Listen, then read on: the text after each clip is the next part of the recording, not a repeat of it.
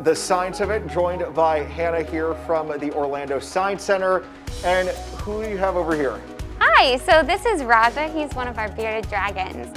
So today we're going to be talking all about owning a lizard. So a lot of people get reptiles, especially first-time pet owners, and they don't do enough research.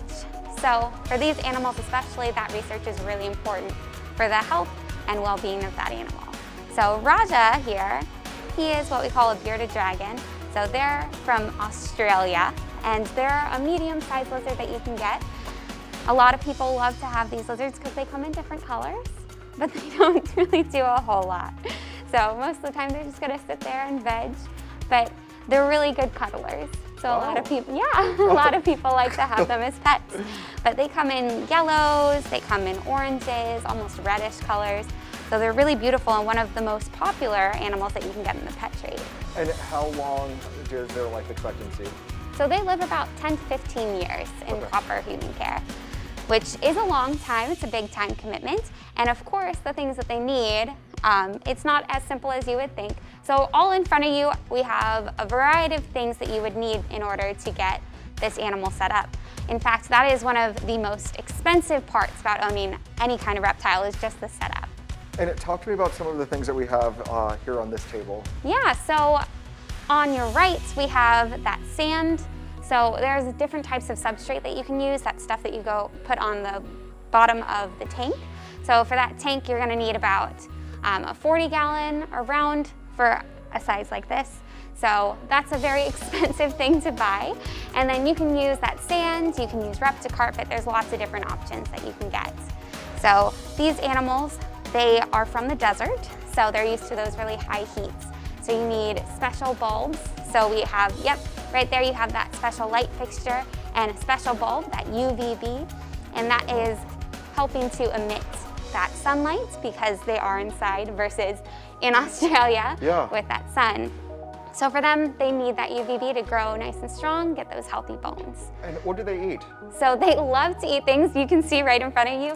We have some food for them. So we have those turnip greens. They love to eat salads, fruits and vegetables, blueberries, squash, zucchinis, and we have some worms there. Yeah, so those are some super worms. They'll also eat crickets. They're known to eat roaches as well. So all kinds of variety needs to be in their diet.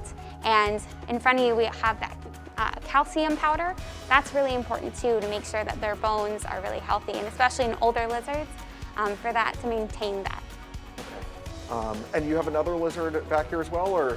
Yes, of course. So if you're not into bearded dragons, they're a little bit too big or a little bit too spiky, there are other options, of course. We have another desert creature for you guys.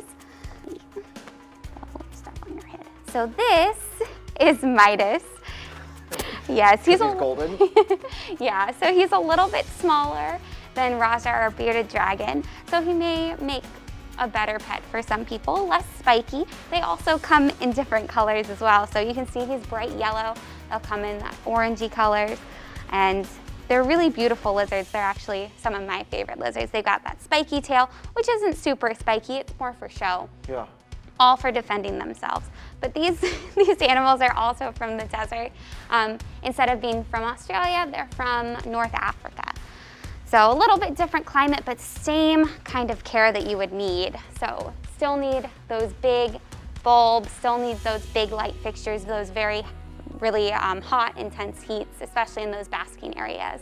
It's a little bit more manageable, but along the same lines as what we saw with the bearded dragon. Yes, so he eats a little bit different things.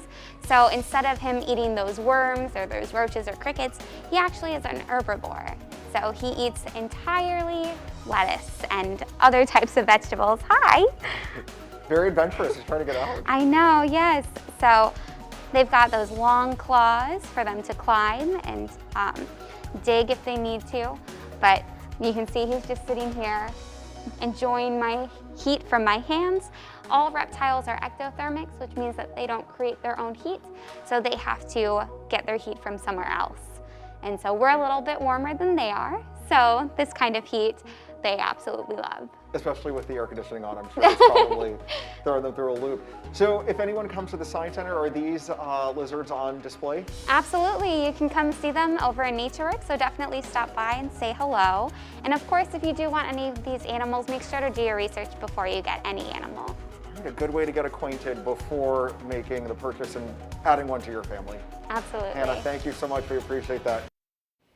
All right, if you want to learn more about different lizards or other animals or science experiments that are happening at the Orlando Science Center, they are open every day from 10 in the morning until 5 p.m.